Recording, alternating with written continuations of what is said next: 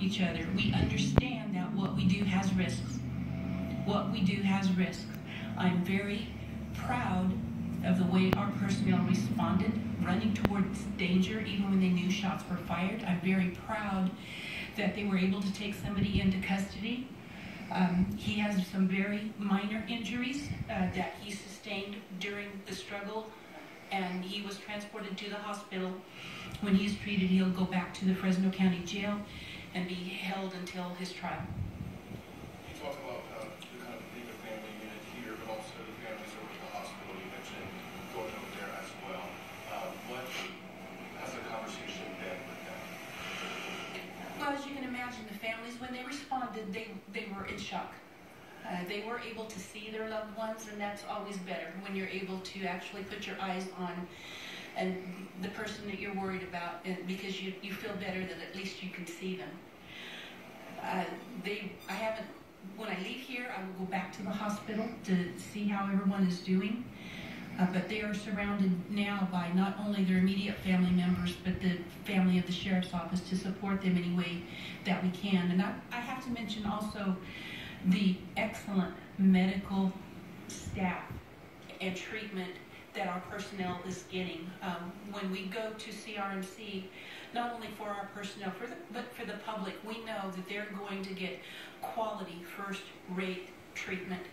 And that's what's happening right now. Is this the first shooting at the jail? This is the first shooting in the jail during my career here at the sheriff's office. So we have not had this happen before. Sure, I think you already went over it a little bit, but could you say one more time how the suspect was eventually brought into custody? Sure. After the shots were fired and our 2 correctional officers were down, one of our jail lieutenants, who is a peace officer, he carries a weapon, responded to the lobby. As he saw the suspect and saw that he was armed, he fired at the suspect.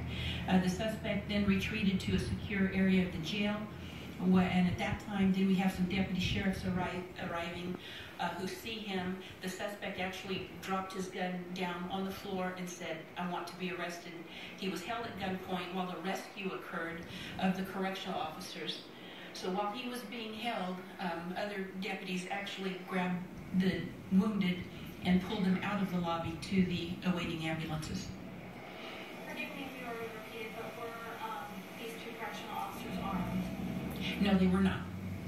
Is that standard protocol for them not to be armed, even in the lobby area? Yes, that is. Recently, if we have enhanced training for our correctional officers, they aren't peace officers. They are correctional officers. Now, if they're involved in our transport unit where they transport inmates from one place to another, we have enhanced training where we do, while they're on duty, give them firearms, and they're trained and are allowed to carry weapons, but not the officers in our lobby.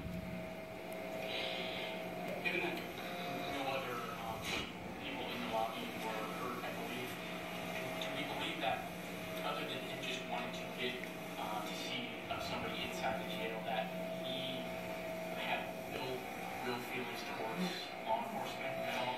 We don't know, and I can't even confirm that he was in fact there to visit. That's what he said.